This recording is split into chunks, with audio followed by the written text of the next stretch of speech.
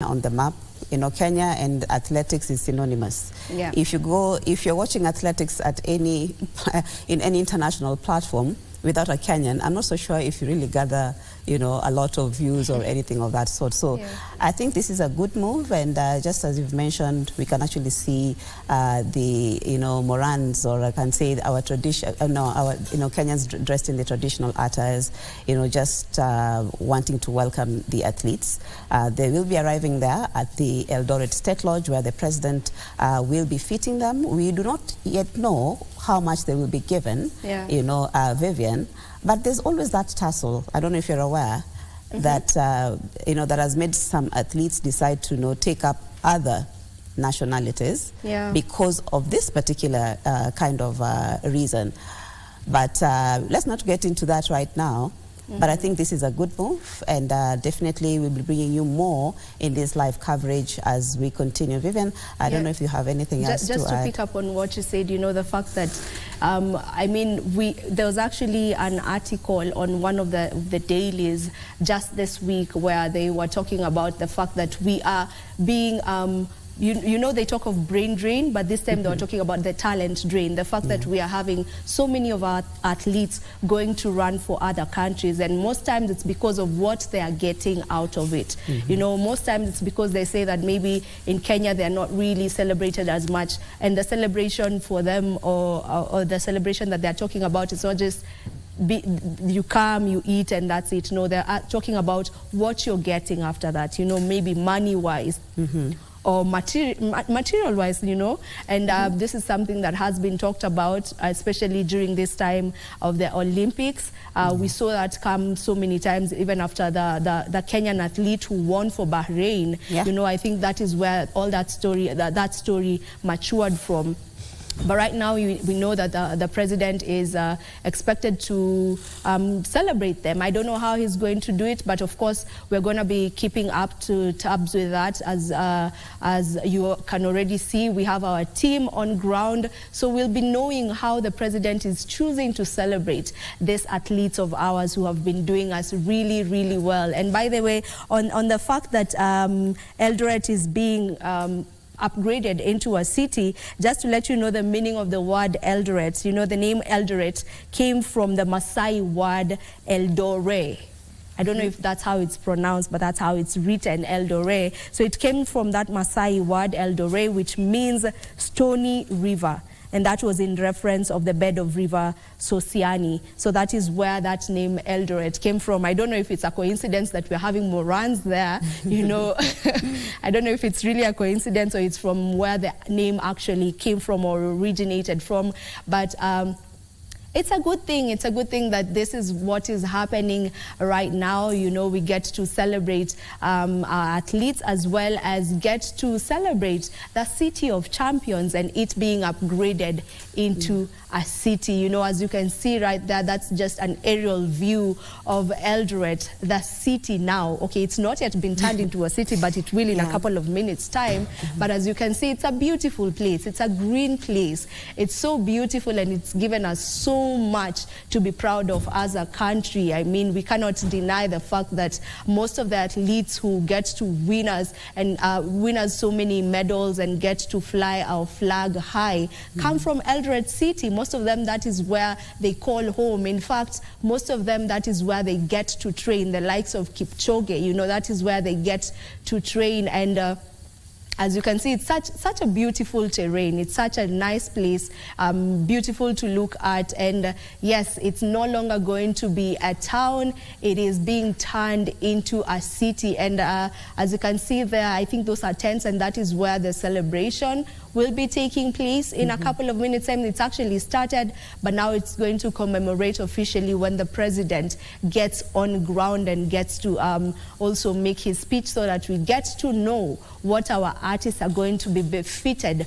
with. It is such a beautiful thing to know. Marie, did you know that the meaning of Eldoret was a word from the Maasai community? You know, it's called Eldoret, and it means stony river, in reference of the bed of river Sosiani. Oh, Were you aware of that? No, I wasn't aware. You know, we learn every day. And I know in the program they'll be talking about the history of Eldoret. And so I guess maybe those are some of the things that will be coming out for us to learn more about Eldoret town. I mean, when you visit Eldoret, I mean, Vivian, you and I are locals, you know. We're just visiting another part of Kenya.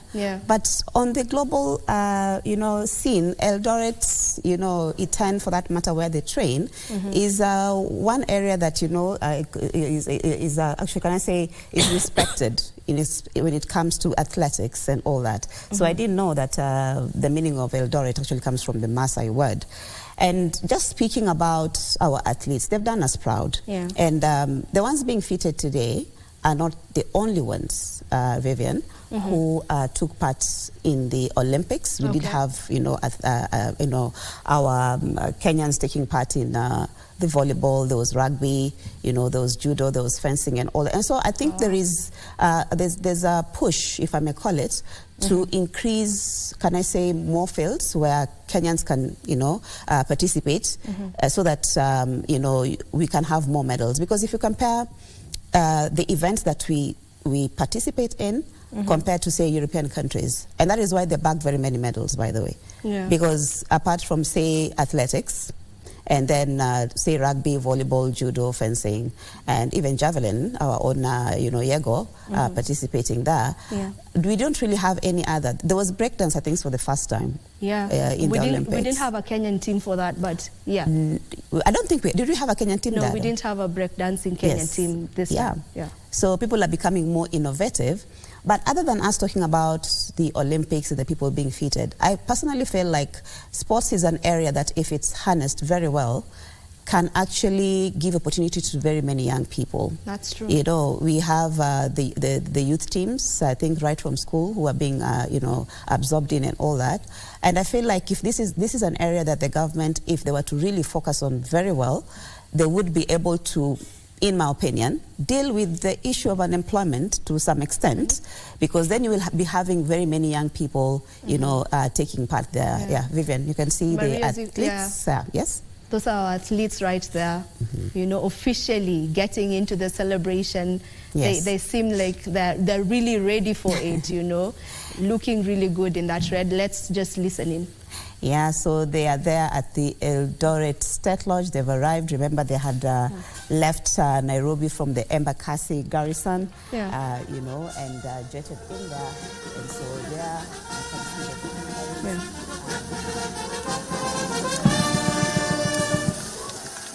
Athletes, I'll request that we all face the band as we prepare to have the national anthem, followed by the East African anthem, the Kenyan national anthem.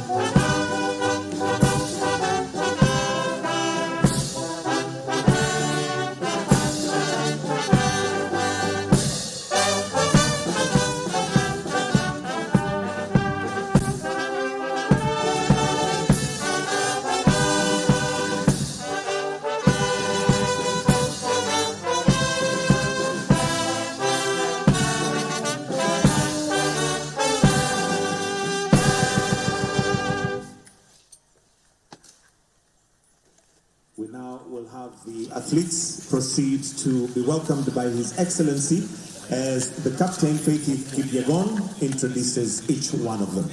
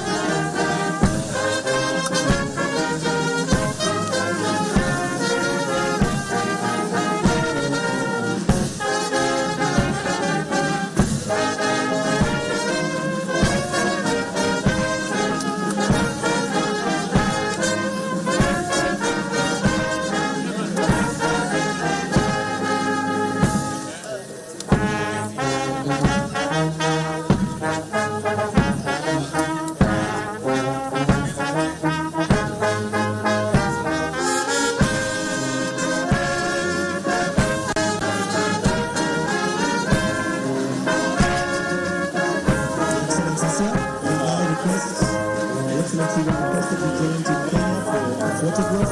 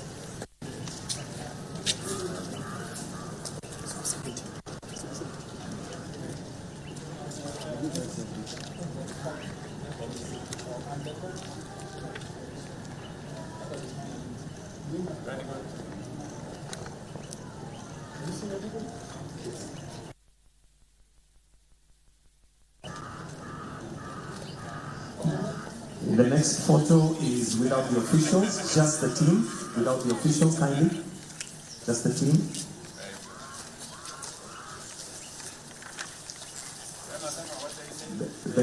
Just the team without the officials.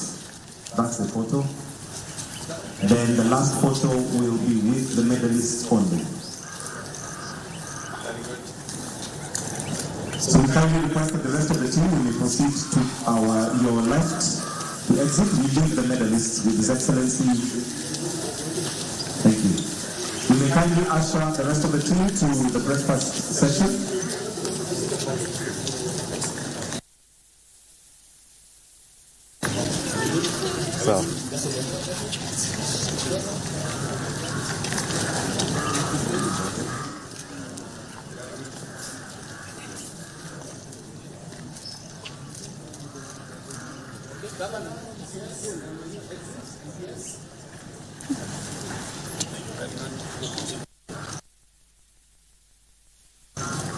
So we did go to medals. So we have all these on the side. Starting with the captain. All the medalists together. Very good.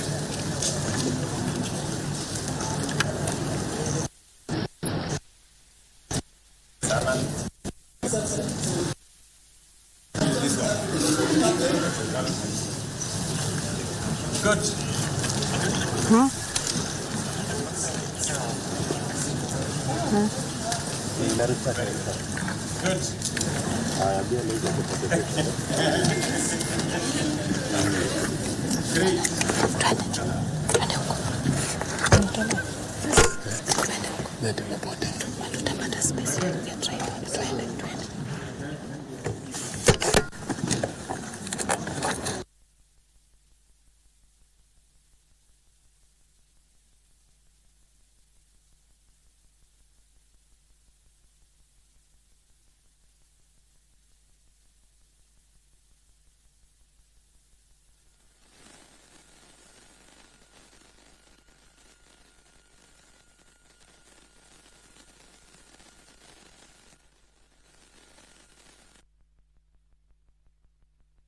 Eldoret, that is the State Lodge of Eldoret City. It's now a city. We are allowed to call it a city.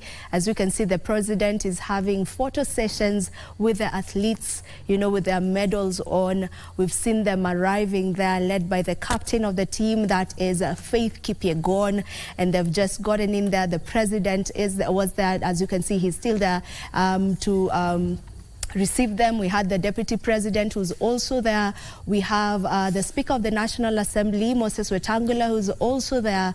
And we also had the CS for Sports and Youth, that is Kipchumba Murkomen. They've gotten there, they've been received. The athletes have been received by those officials. And as we can see, they are just enjoying a photo session right there. That is what they have been doing.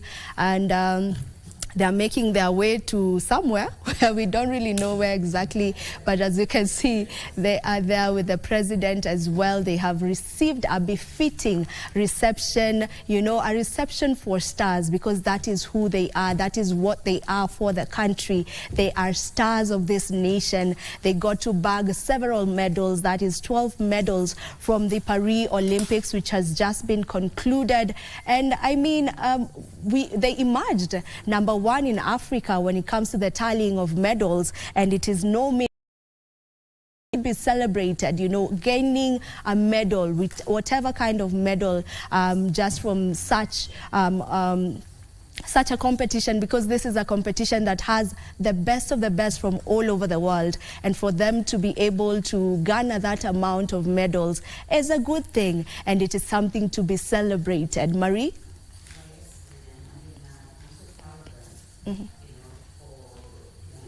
I'm just trying to imagine what it took to actually prepare. When you see an athlete win gold, it's not a walk in the park, you know. And you've mentioned about the medals. Maybe just correct, it is 11, not 12. You know, we have 4 golds, 5 bronze, and 2 silvers. So there we see the president ushering in the athletes for the, you know, breakfast meeting that they're going to be having. And right there, they're going to be fitted. We yet do not know how much they'll be given. And I know, as normal, I mean, it's normal for us Kenyans to try and compare, like what you were mentioning about the Bahrain Kenyan athletes. I think she was given about, what, 43 million shillings?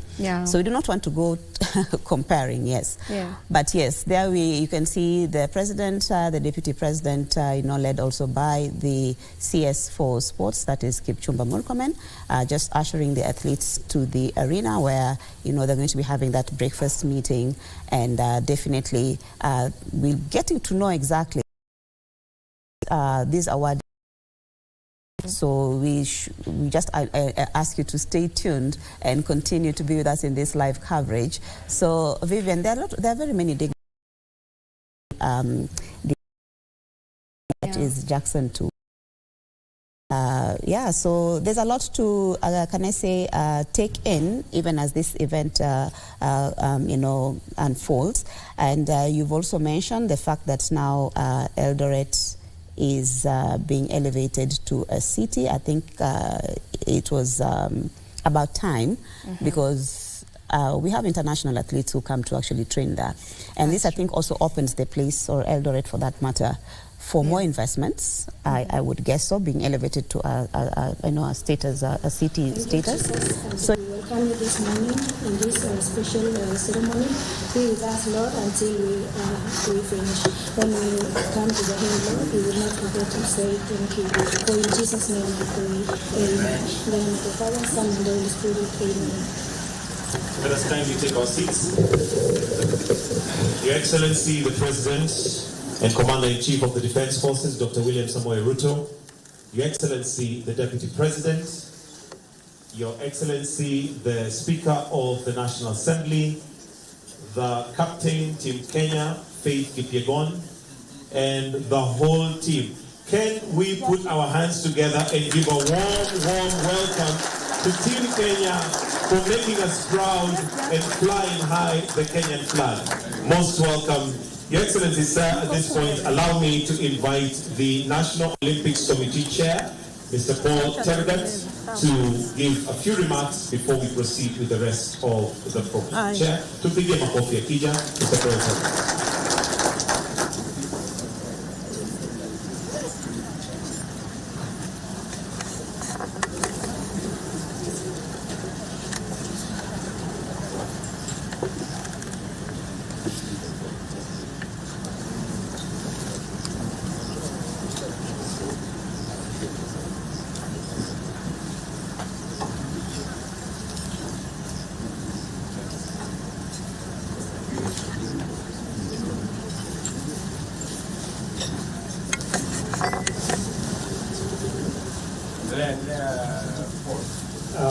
Thank you very much. Good morning.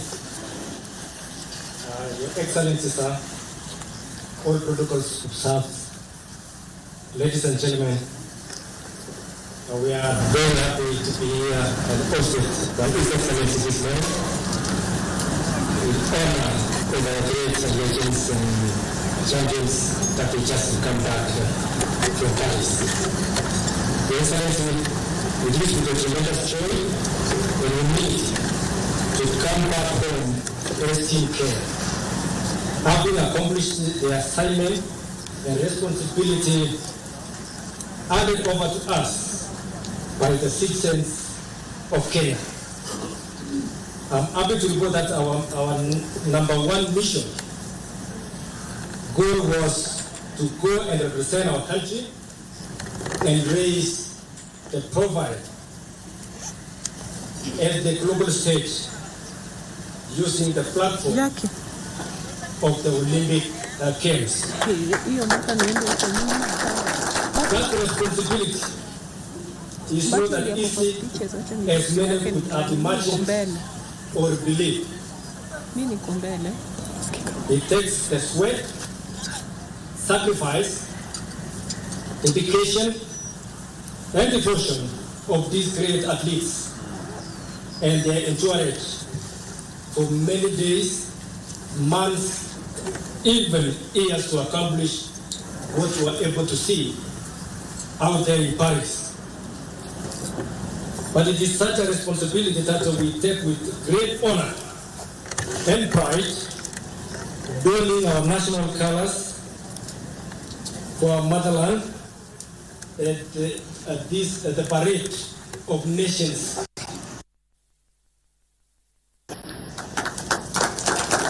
With these and many other reasons, I can confidently report Your Excellency that this team that went out to Paris 2024 Summer Olympic Games gave their very best to fulfill that mandate that you gave us. Obviously, we as a nation or as a country have participated in many Olympic Games, and the citizens of Kenya rightfully demand more from our athletes whenever or wherever they go outside there to compete. The team before you, in our assessment, performed exceedingly very well, and we appreciate them this morning. We remain very grateful for the government and other partners of sponsors which came forward to support us. We defended our pole position in Africa as number one, ranked well above many hugely endowed global nations, and truly fought a good fight to keep our flag high. It was because of this exemplary work of our athletes that Kenya House, set up in the heart of Paris, received thousands of visitors keen to know, meet, and greet this sports tourism promotion that I have never seen it before. Your Excellency, our work towards the next Olympic Games, including the first ever Olympic Games in Africa, in Dakar in 2026, Youth Olympic Games, it starts immediately. And we seek to work very closely with our government, and we seek to work and other parties towards this great journey. We wish to implore the government to support these efforts, especially local and international technical programs, because that is where we are lacking. When it comes to technical, we need to see that if it is possible, and I think it is possible for the government to link us, especially to parts of the world where they have these activities for us. Youth programs are also very vital ingredients.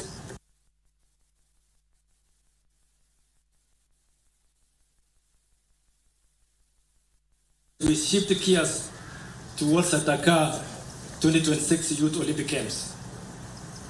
Your Excellency, most sports federations operate without, and this is true, I've been around for some time, that most of our federations, they don't have any physical offices.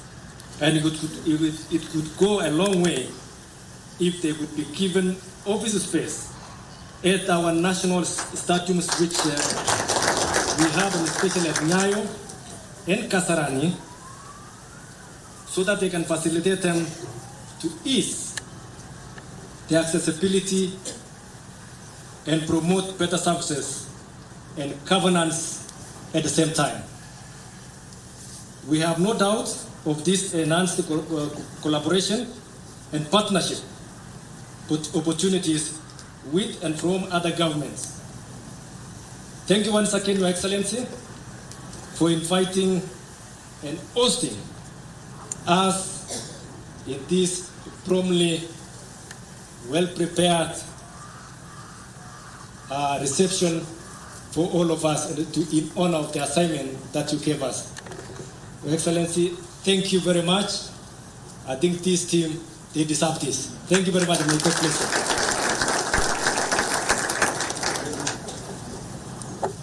Thank you very much. Your Excellency, as I call Lieutenant General Retired Jackson Tuwei to also come and make his remarks, may I also propose that we be serving tea. We can serve tea. We have the main breakfast, which we'll still have after we have done with the speeches, but we can be serving tea as we wait. But let's put our hands together as we welcome General.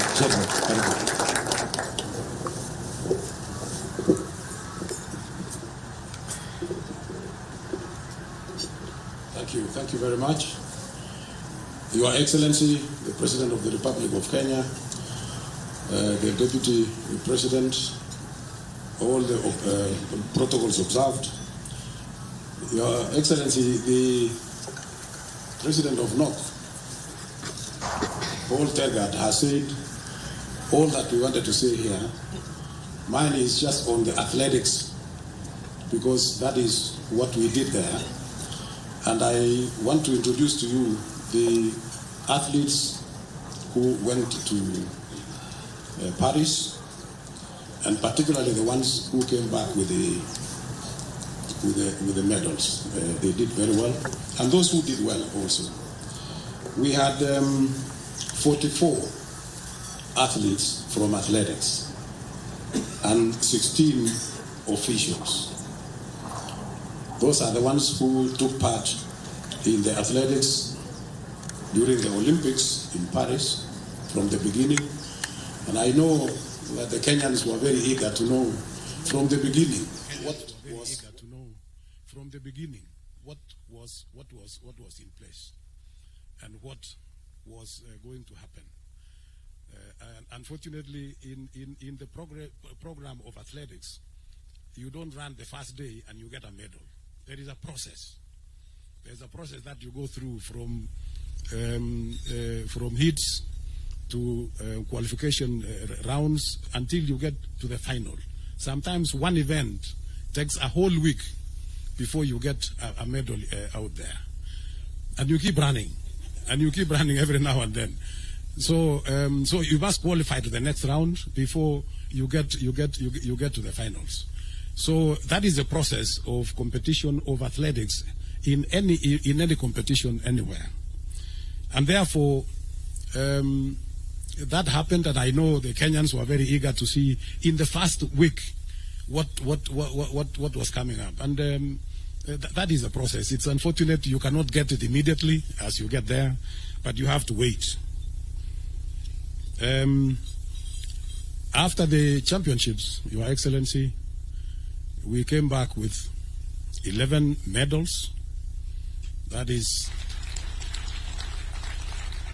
4 gold medals, 2 silver medals, and 5 bronze medals, all making 11 in total. And according to us, this was the 3rd best performance since Kenya went to the Olympics from 1956 up to now. We know that in Rio Olympics and in Seoul, in South Korea, they had better gold medals, 6 each, but now this is the 3rd best outing for this team of Kenya. So we want to congratulate our teams, we want to congratulate our athletes, because they did extremely well. Your Excellency, the whole of Africa got 8 medals put together. Half of that came from Kenya. So 8 gold medals. Half of that came from Kenya because we got 4 gold medals. So we really appreciate our athletes because of what they have done, and that is really great. Of course, we were number 1 in Africa, as it has been said by Paul Tergard, and we were also number 2 in the whole world behind the United States of America.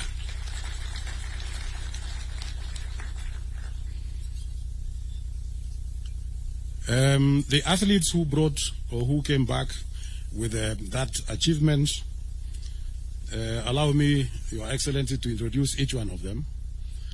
First of all, we had Beatrice Chebet, and Beatrice Chebet came back with 2 gold medals.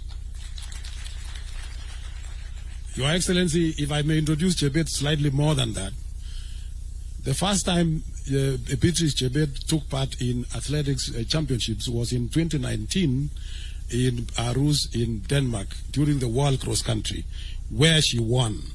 She has actually never lost a single event.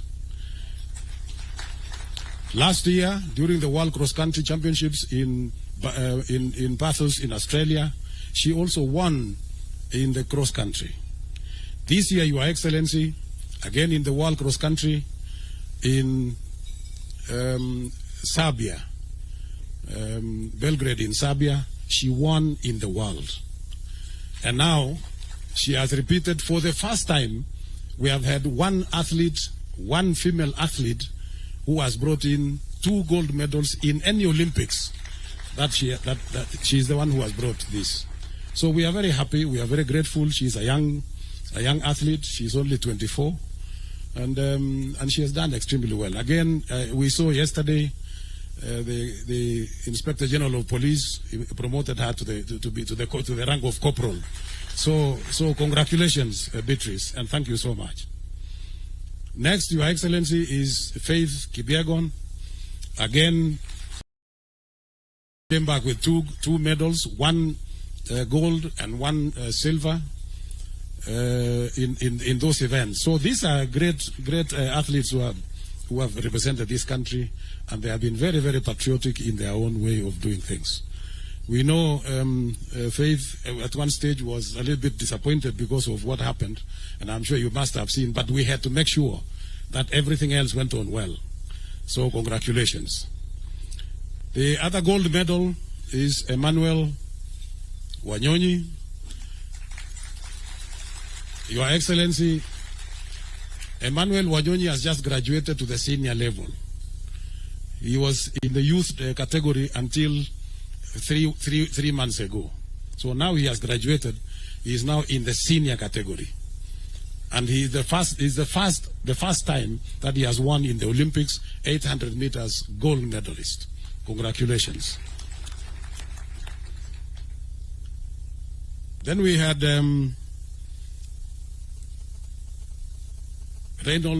Ronald Kwemoy.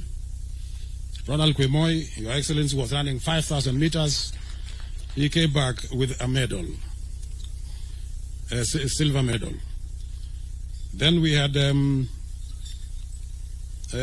Moraa. Mary Moraa, 800 meters, actually the defending champion. She came back with a bronze medal. Then we have Faith Cherotich, the young girl.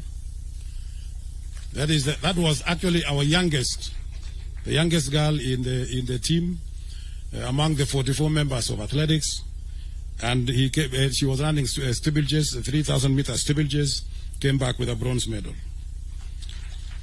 Then we had Benson Kibiwot, Benson Kibruto in the marathon. Benson Kibruto in the marathon. Congratulations, a bronze medal. Then we had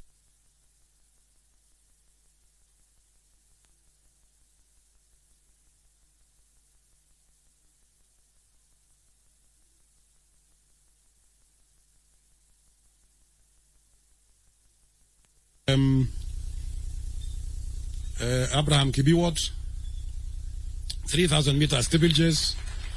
He did extremely well, came back with a bronze medal. And then we had Ellen Obiri, who is not here. She went back, Your Excellency, to her training base in the United States of America.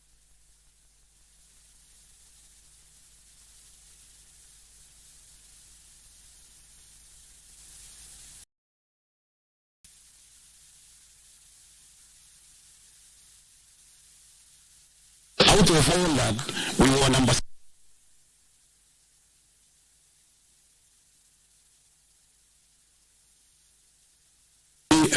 As I will finish my remarks, I want to thank you and the government. Grateful. We want to thank the ministry for the support that they have given us through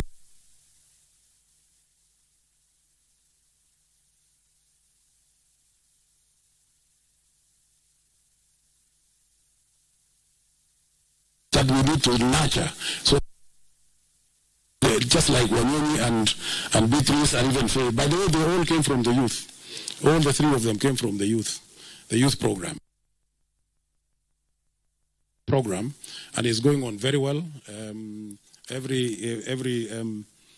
time the country, we want to cover every part of the country. Finally, Your Excellency, I want to thank the uniformed services.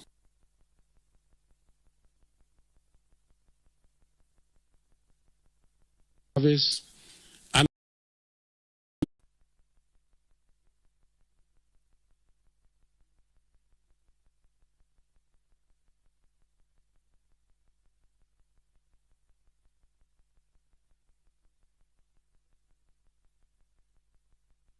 so that anytime there is a recruitment, we coordinate together, we agree, we give them the results of each youth championships so that they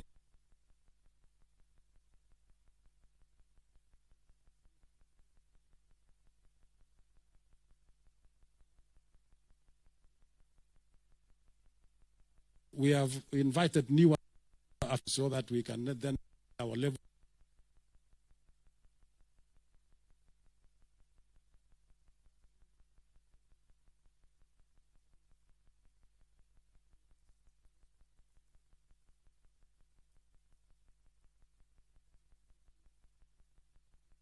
We have got forest service that are going to be our affiliates. That will be coming there. And above all, we used to have, Your Excellency, in the past, Kekoso. That used to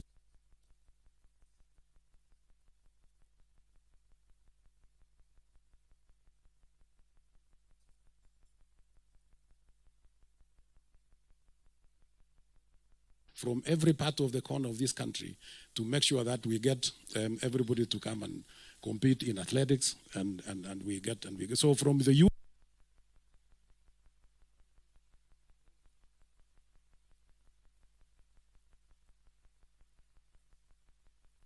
Excellency, thank you very much. Once again, I want to thank all the Kenyans for the support that they have given us, and we wish you all the very best of luck. Thank you. Thank you, General. Your Excellency, next I would like to invite the captain of this great team. And ladies and gentlemen, we have the first Faith, keep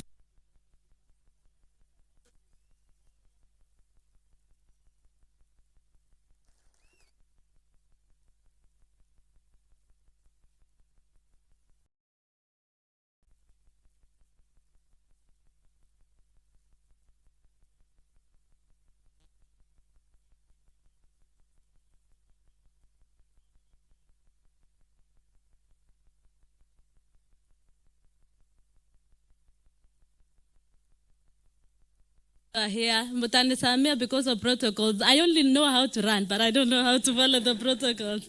But yeah, we are really, really, truly grateful for this morning.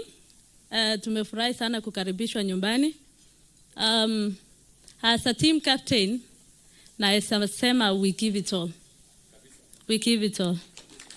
The competition out there, it was competitive. Hata mimi nilikuwa nimesema hii that time naona ikipotea hapa. But I'm really grateful I could defend my title, and thank you for the opportunity I was given to lead the team to Paris. It was my first time to be the team captain, and then tukakuja number 17 overall, number 17 worldwide.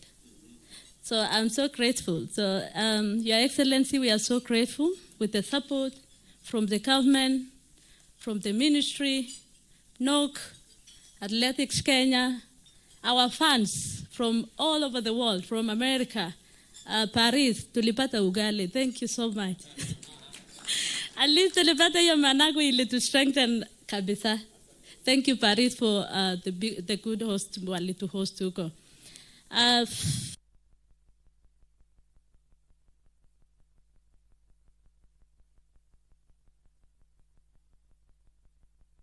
I was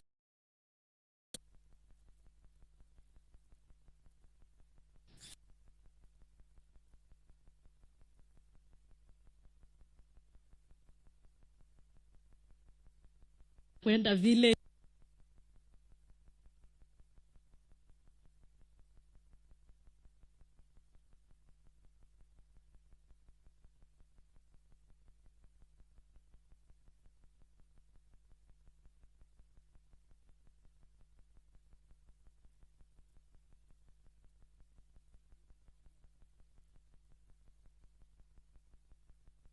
and for the warm welcome for the athletes.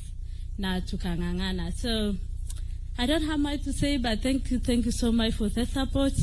At least mutasema kitu mnataka nianze kuambiana. So at least we are home. At least we are home. Tumekaribishwa. But thank you, Your Excellency, for the warm welcome. We are really truly grateful. Tumeona tumekaribishwa at that time, back to back. That was not an easy task.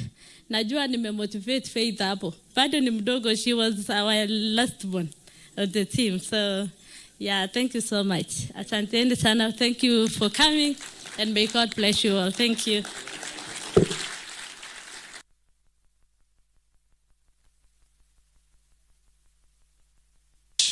Your Excellency, next, I would like to invite the Cabinet Secretary for Youth Affairs, Sports, Honorable Kipchumba.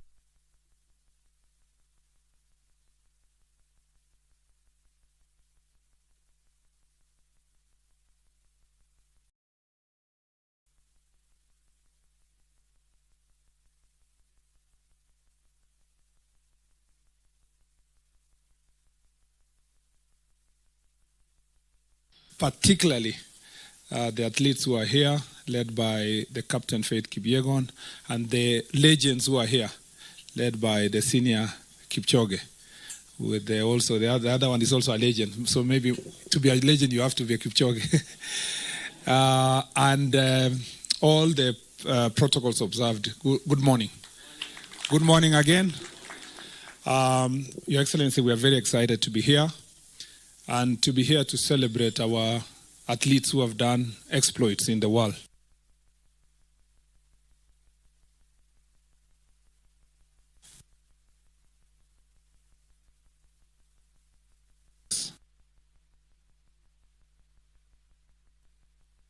Not know athletes who have done exploits in the world. I want to congratulate them for doing a fantastic job. there are so many keyboard and social media warriors who know only how to criticize, but they do not know what it means to participate in an Olympics. Not just to win, to participate. I met Sharon when she has just finished. Sharon Lokedi here, marathon. She came number 4, and Paris. I met them at the finishing line. At that point, I think Obiri was being attended to. And you can imagine somebody having done 42 kilometers, you know. I also met Benson, and he was looking like he hadn't started even running, and he had just won a medal. So this is a very difficult task. To be a sports person, we only see the 3 minutes that Faith runs, but we do not see what happens behind the scenes. There is a lot of hard work, waking up in the morning, beating your body, denying yourself food, denying yourself pleasure, denying yourself your family. If you go to training camps, these athletes are sleeping on a very small bed, you know, just like in a dormitory in a school. The sacrifice they make so that they can reach where they are is immense, Your Excellency. I schooled with athletes, and I know what the effort they put. And I want to say, when I say congratulations, we mean it. Congratulations. For you to have even participated in the first place, well done. There are countries, Your Excellency, who do a major celebrations for having qualified to go to Olympics. I mean, to just qualify to be there, so that they say, you know, it's country X and Y. And for our country, I think for far too long, because of the part that was prepared by our athletes in the past, it's become so obvious we expect to reap even where sometimes we do not sow. And I think we want, as a government, as a ministry, to be more deliberate in supporting our athletes to make sure that when we come to celebrate like this, at least we can trace the path that we have supported them. And I know, Your Excellency, you have been very deliberate since you came to office, and you have been very firm to say that the sports fund must continue supporting our athletes and support sports. And we are going to continue that path. We are going to go to the grassroots. We are going to work with team. We will invite the private sector. We want as many players as possible to support our sportsmen.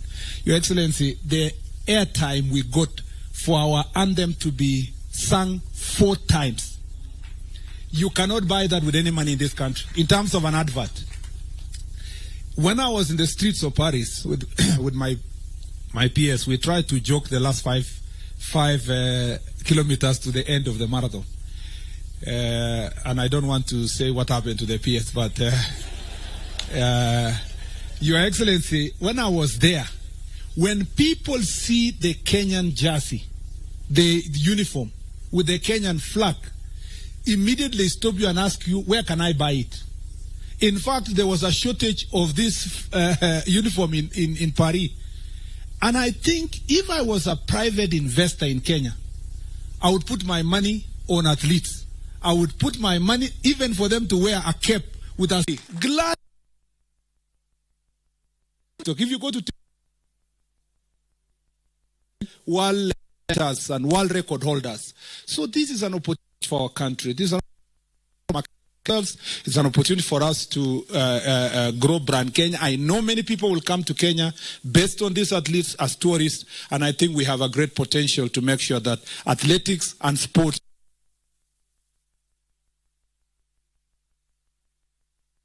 only depending on runners.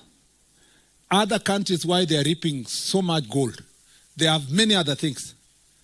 We don't understand why we don't. Guy was just standing there, he doesn't even wear anything, and he's just, yeah?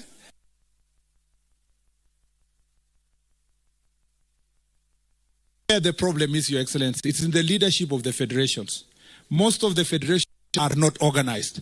And as a ministry, we want to can just shoot. There was a Turkish guy who was just standing there, he doesn't even wear anything, and he's just, yeah? Even archery, we should be able to participate. And we know where the problem is, Your Excellency. It's in the leadership of the federations. Most of the federations are not organized. And as a ministry, we want to promise that the federation for swimming, for badminton, for these archeries and all this. We are going to call them, we organize them, we support them, so that in 4 years we have more disciplines participating in the next Olympics. We need to return the days of Wangila with boxing. You know, Your Excellency, we used to win medals in boxing and all these other areas. If we do so, I have confidence that if we prepare ourselves as president of NOC and our president for AK has spoken, in the next 4 years we will come back home with better medals. The last thing I'd like to say is that, Your Excellency, we thank you very much for being of great support, for following this team personally, for making phone calls to find out what's happening, and for having sports in your heart. Thank you for the investment you have already put insofar as infrastructure is concerned. We'll be prudent in supporting that infrastructure. We'll make sure that our athletes, the other day CNN covered our athletes training in Camarines Stadium in a very deplorable state. We believe, Your Excellency, in the next preparation for Olympics, Camarines Stadium and other stadia in the country will actually have here in Kipchoge, as you are about to launch, the one in Kapsabet, the one in Nairobi, the 3 in Nairobi, the one in Wote, the ones in Kisumu, in Mombasa. We want to see our athletes running in Garissa and being able to have athletes that look like the ones who are in other countries, coming also from such areas, pastoralist areas. And we will do that to make sure that this country move forward. I don't want to say much. This is your event. Thank you for hosting us, doing it so fast, Your Excellency, to the extent that Tergad had to work so hard to get a ticket to be here. Thank you very much for making it possible for us to be here today. Without much to say now, let me take this opportunity to invite His Excellency, the Deputy President, to speak, and thereafter invite you to make your remarks. I thank you, Your Excellency.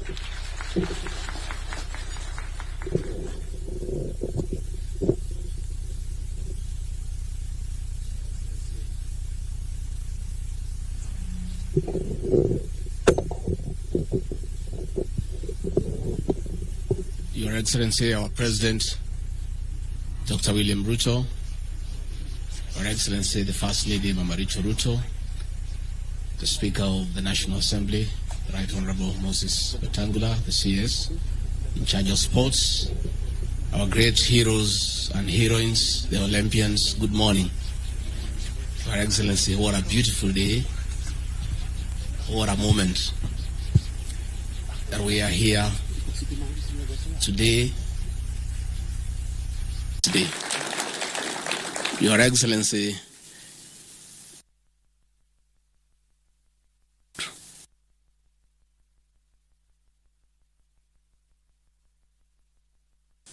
as Kenyans watch the TVs and the national anthem is sung, there's a lot of nationalism and patriotism, and we really want to thank our athletes for the dignity they have accorded this great country. I want to encourage you to continue carrying the name of our country high. It's only probably these officials can engineer the rules, because the people of Kenya are normally very impatient. The people of Kenya would like us to go straight to the finals and get the medals. If it were possible, I think it's something you can work on. Because even that impatience that was there is because they don't know that process. That for you to get the medal, you need to go through many processes. If that can be reworked, I think it can satisfy the people of Kenya. I don't think it is.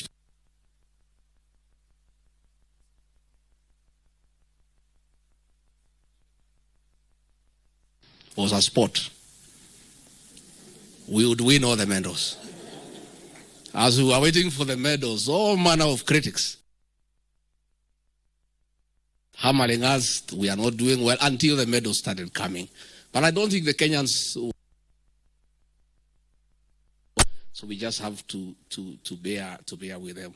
Finally, before I go to tell this sport come with some little bit of money. Please.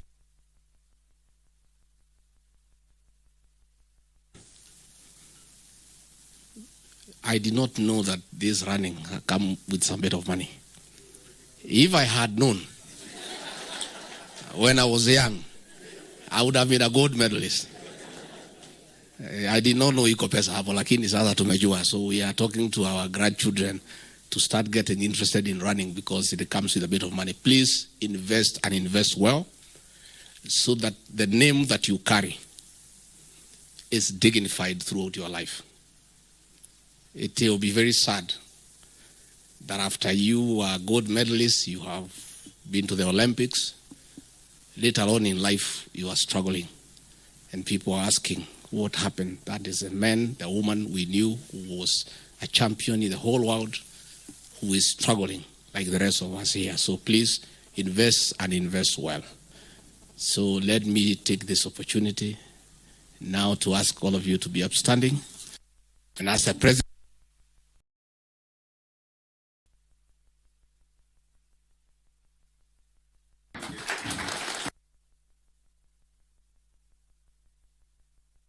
morning everybody.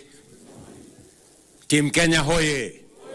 Mbona sikii sauti yenu na amuko wa Olympics? Ninyi wabunge nani kila mtu mwenye yako hapa sauti yenu ipande juu. Team Kenya hoye. Tuwapige makofi na vigelegele. Asante sana. Thank you very much. I must say this, I am truly proud.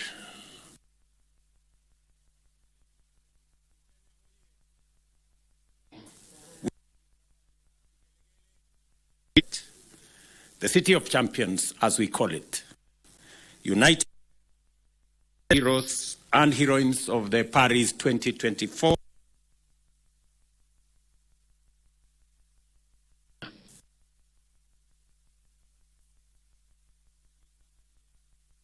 team a few weeks ago. Team Kenya.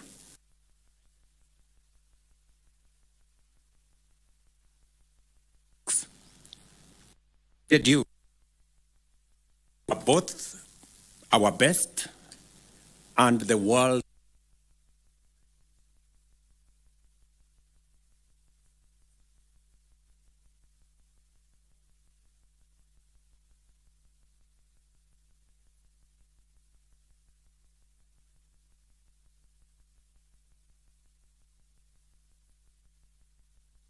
our collective aspirations and dreams as a nation on the global stage disappoint.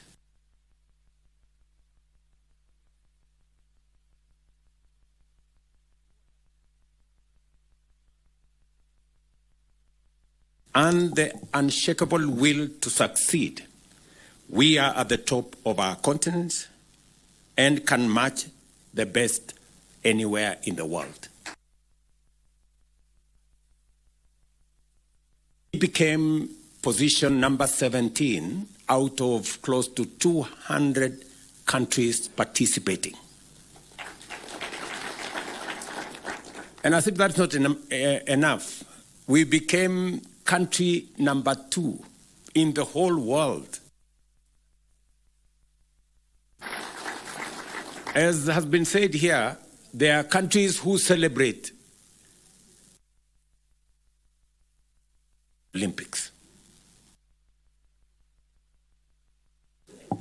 Yes, and I'm told number 1 is a huge country called the United States, which is almost a continent. Leading this remarkable feat were our golden stars. And you know them. Beatrice Jebet here. Tumpige makofi huyu mrembo jamani. Who not only conquered the 5,000 but also brought home gold in the 10,000 meters, marking her place as a true queen of middle distance running. And of course, Faith, the one and only, Kipyegon, who continues to rewrite history with her 3rd consecutive back-to-back, as she says in her own words, Olympic gold in 1,500 meters and a silver in 5,000. And we all have a rough estimate that 5,000 went the way it did. Yeah? And of course we have Emmanuel Wanyonyi, who brought home gold in 800 meters, a victory that cements his status as a rising star in Kenyan athletics. And when I had a chat with him this morning, he just graduated, as the president of Athletics Kenya said, from the juniors now to the real game. And he has a bright future, as we all can see. Let me also celebrate Ronald Kwemoy, who secured bronze in 1500. And Helen, of course, Obiri, and Benson Kipruto brought home bronze in the women's and men's marathons, respectively, reminding us that even in the face of challenges, our athletes never lose sight of the finish line and will fight for glory to the tape. We saw them.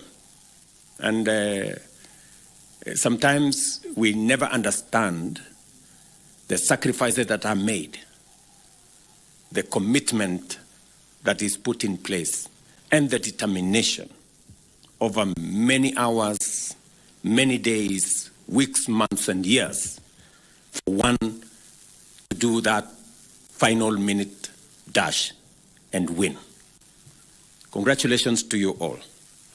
Your victories are just not medals that you carry. They are symbols of our national character, a testament to what we can achieve when we believe in ourselves. On behalf of every Kenyan, I am profoundly proud of you and grateful to you, Team Kenya, for taking the heart, soul, and spirit of your fellow countrymen to Paris and shining for our motherland. Every time we saw the Kenyan flag, every time the Kenyan national anthem was played, we felt on top of the world. It was quite an emotional moment, and we are very proud to receive you back home. But our pride doesn't end there. As a country, we have set our standards and expectations extremely high when it comes to gold and championships and tournaments. While we acknowledge your impressive performance, we also recognize that our potential remains immense. Our athletics are is increasingly under encroachment from countries that have studied, learned, and perfected our skills to our detriment. As a government, at the national and county levels, we must scale up our deliberate collaboration with all stakeholders, such as sports federations, to develop a sports policy framework that will address these gaps and stop what is going on so that we can progress our sports ecosystem to the place where we all want it to be. We all know why we have 4 gold medals. Because the 5th gold medal on steeplechase is missing. Mr. Murkomen. You know, when immediately Kipchumba Murkomen was sworn in, I put him on the next plane and I told him to go to Paris. And I am very confident that under your leadership, understanding very well, having learned in a school where sports, in Iten where sports was a big thing, I'm very confident that you're going to lead this ministry into where sports fraternity wanted. As we honor these heroes, it is only fitting that we do it here in Eldoret, the city of champions, the newest city in Kenya today. And there couldn't have been a better celebration of Eldoret city than to do it with these Olympic champions. For it is from these very highlands that many of our great athletes have been nurtured. Elevating Eldoret to city status is not just a recognition of its past. It is a bold statement about our present and a major statement about our future. Eldoret City is not just a title. It is a brand that resonates with excellence. It represents the journey of a young athlete who, with nothing but a dream and a pair of running shoes and the support of a community, can rise to become an Olympic champion. It is here in Eldoret that the heart of Kenya's athletic success beats strongest. And it is here that we reaffirm our commitment to nurturing the next generation of champions.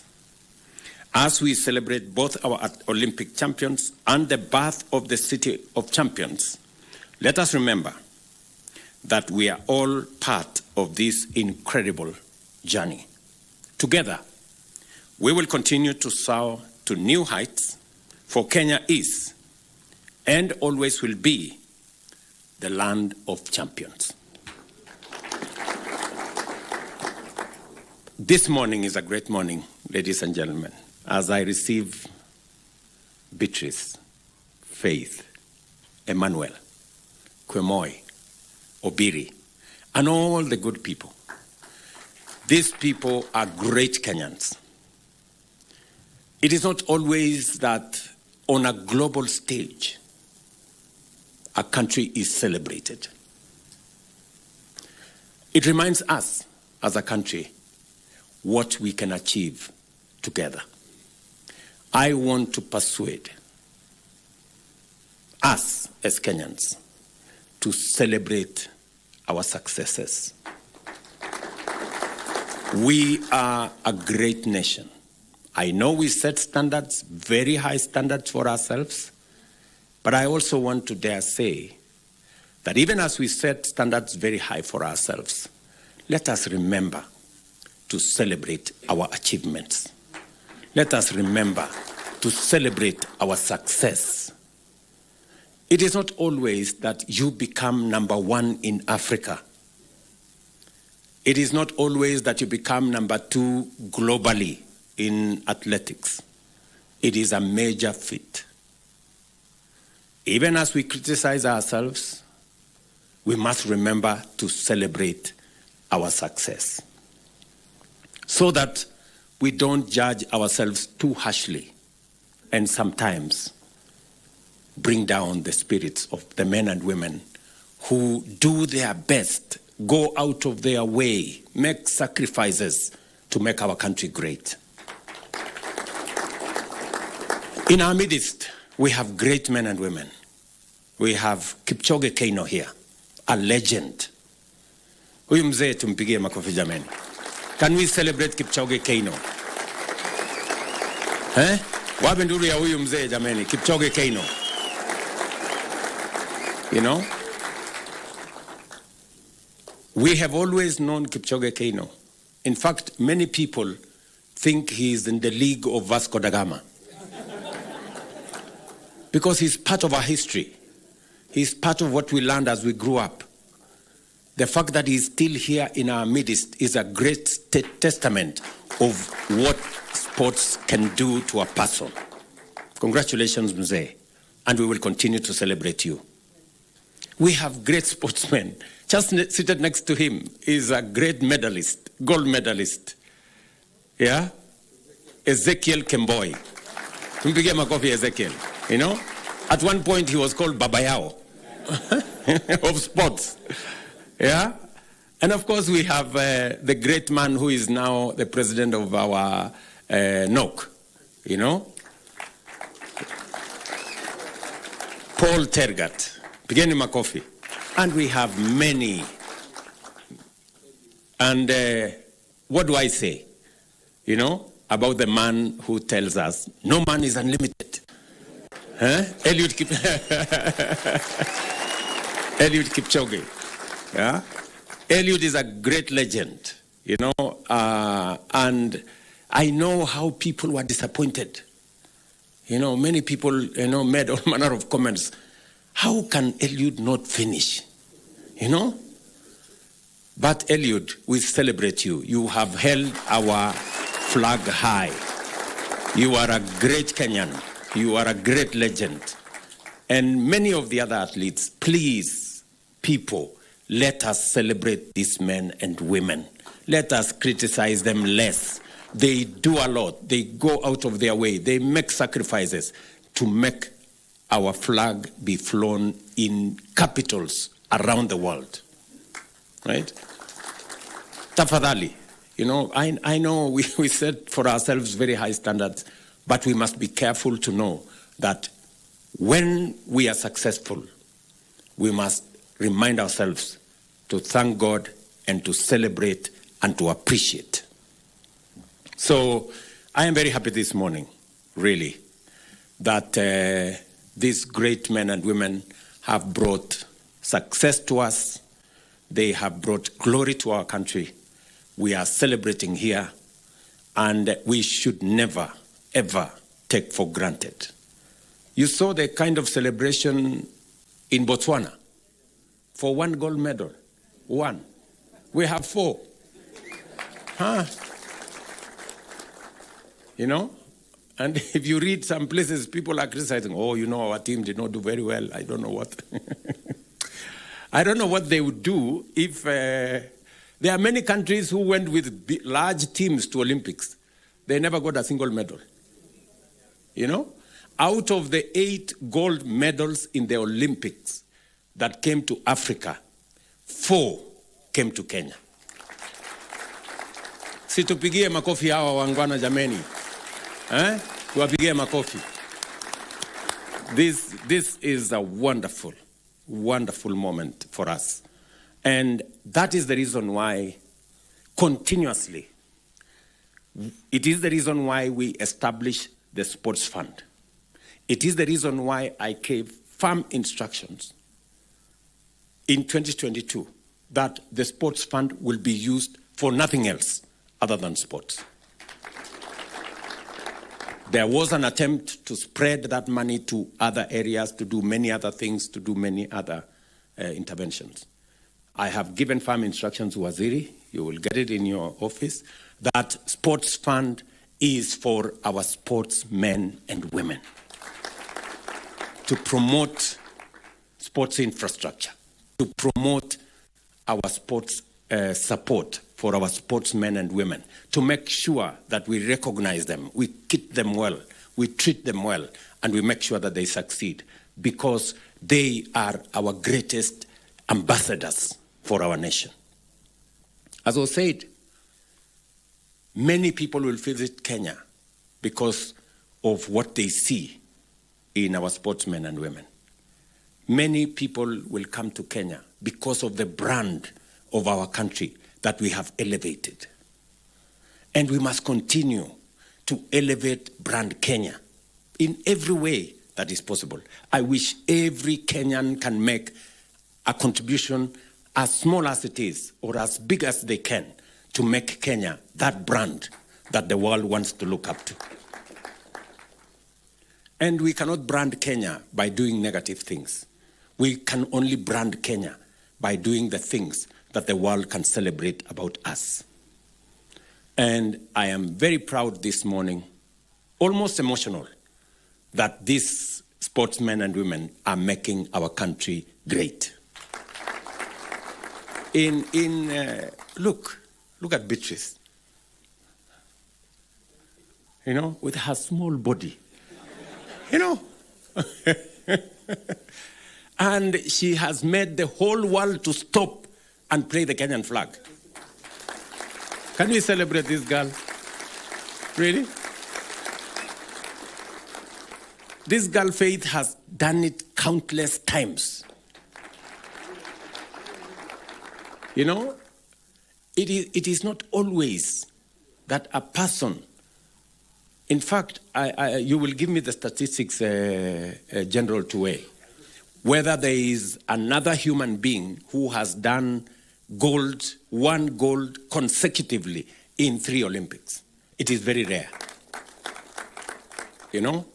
So Faith, we celebrate you. You know, you are a great Kenyan, and we appreciate what you're doing. Look at this Emmanuel guy. Very young guy. He just, how old is he now? 20. You know? This guy, you know, now, the first, in his debut, the first time he participates in an Olympics, and he wins gold. Eh? This is the correct brand of what we expect of people. Mpigeni makofi jameni. You know, these are the great Kenyans. Thank you very much, Emmanuel. You can take your seat. You know, look at Faith, the last born of our team, right there, you know, with a great future ahead of her. You know, let us celebrate these good people. And the senior athletes, those of you who have gone ahead of these younger ones, please provide mentorship, you know, work with them, train them, and the Ministry of Sports, because we already have made the policy position known. From the sport infrastructure that we have put in place for all our sports, we need to expand and diversify our sports so that when we go to Olympics, we can get more talents rewarded. We can get more young people participating in different sports, being part of this great celebration. Waziri, you are aware, we already are focused on another 25 sports academies around Kenya. I expect that after the designs have been completed, I already gave instructions on the designs to be done by the School of Tibet with other professionals, so that we make sure that we nurture talent from youth, from the bottom going up. The reason why we are expanding our sports academy to 25 different places in Kenya is so that, like the way, you know, Wanyonyi has come through, Faith has come through, Beatrice, from the juniors. That is where we need to build more talent. Even in our football and all the other sports, we must begin to build it from the bottom so that we can harvest and harness as possible and provide the infrastructure for training. It has been said here by Paul Tergat that sports is becoming very technical. We need a lot of technical expertise. We need a lot of training. We need a lot of science. We need a lot of understanding around it. And Kenya being the country that we must actualize in terms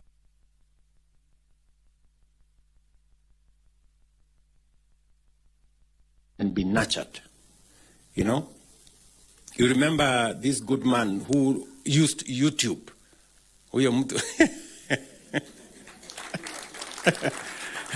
This Julius guy who went to YouTube because there was nobody to train him on javelin and all this. So he decided, okay, wacha niende huko kwa internet nijipange. So today, he just came back from the Olympics. And he was almost there. Mpigeni makofi. And so are the other. I celebrate you. We will make sure we give you due recognition, and the efforts you make, the sacrifices you make, we will, to the extent possible as government, try to recognize and reward those efforts that you're making.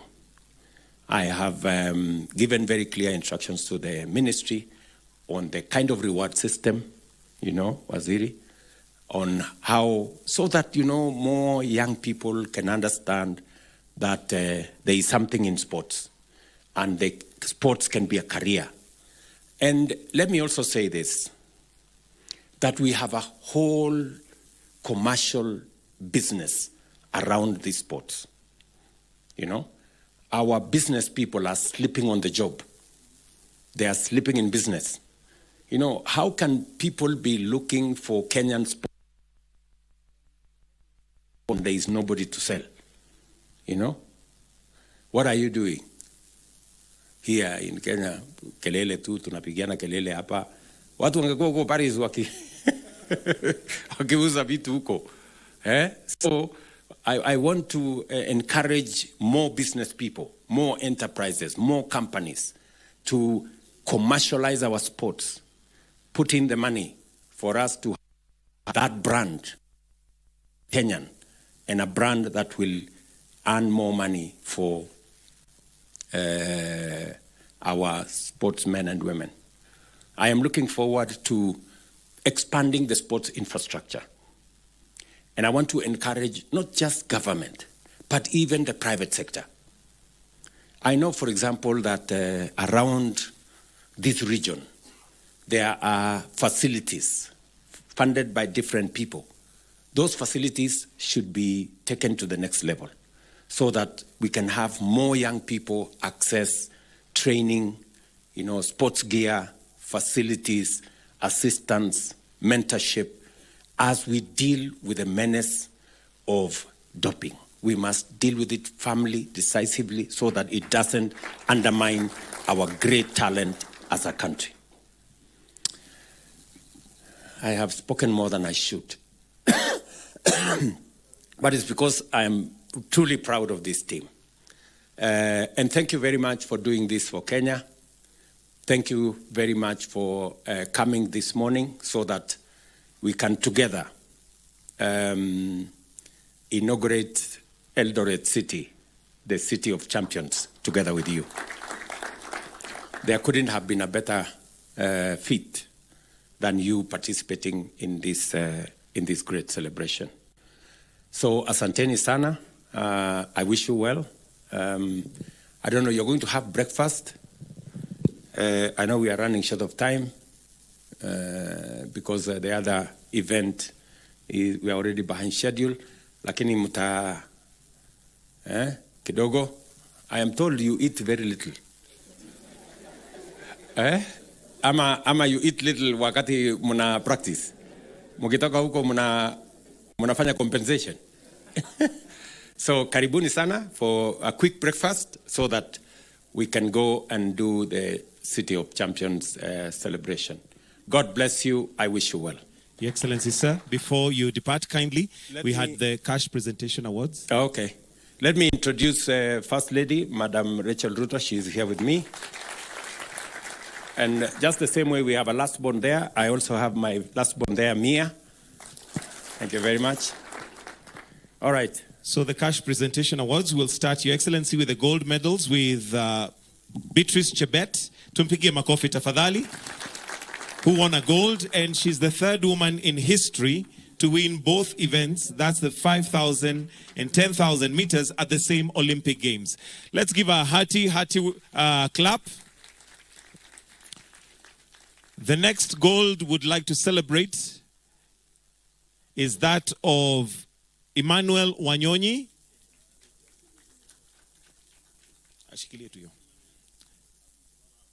Just go in them. Yeah. And the third gold we'd like to celebrate is that of Faith Kipyegon.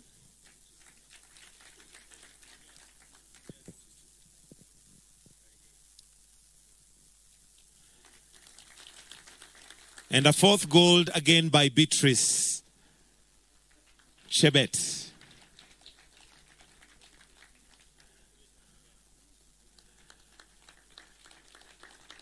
Now we'll move to silver, and we'll start with Faith Kipyegon, who also won a silver. Makofi ya Faith Kipyegon. Followed by Ronald Kwemoi.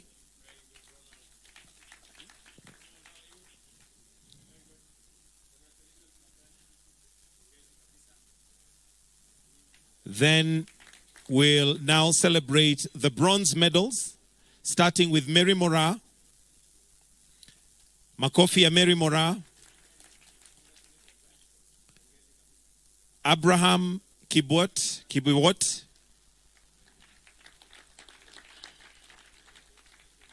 Still on bronze, Abraham. Faith Cherotich.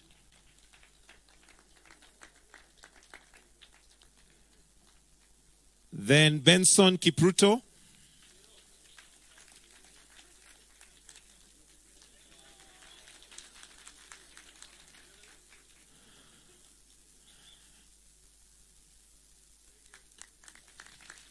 Benson Kipruto.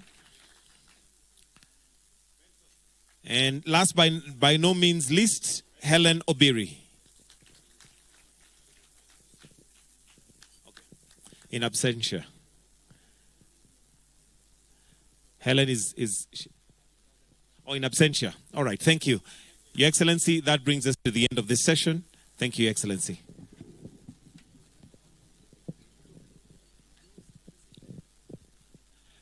I am advised, Your Excellency, that the money is already wired to the account. So this was just purely for us to celebrate. Tuwapigie makofi, pesa tayari iko ndani. Thank you.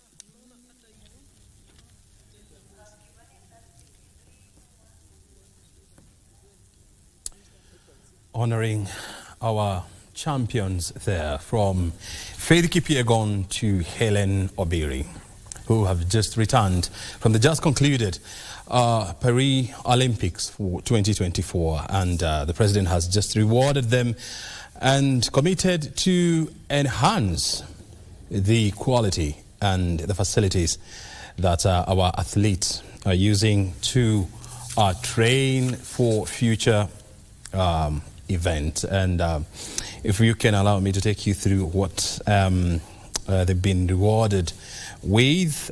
For gold medal winners, they've been awarded a cash prize of 3 million shillings, while silver medalists were awarded 2 million shillings, and bronze they got 1 million shillings each. Kenya, as we all know, topped the African countries in the just concluded Olympic Games in Paris, which was followed by Algeria, and a third came South Africa.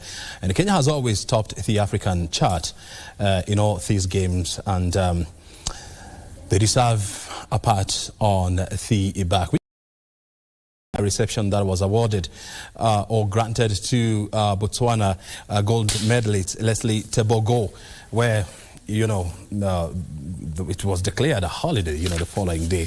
And I am in studio with my guest, because we're just going into base check for the day. And of course, we have Gertrude Kibare, who is an environmental law and policy advocate, as well as Muturi Kamau, who is a Kenya Oil and Gas Working Group coordinator. I first of all want to pick your minds on the event that we have just witnessed there at the Eldoret State Lodge, where President William Ruto has just awarded and recognized the winners in the Paris Olympic. First of all, I want to hear from you.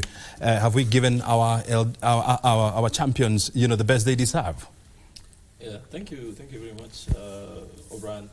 I think first and foremost is to commend the Team Kenya for making us proud. And I totally agree with His Excellency, the Deputy President, that if we knew, we would have also begun running at an early age if the cash prizes are coming like this. Mm-hmm. So I think it is well deserved. I hope that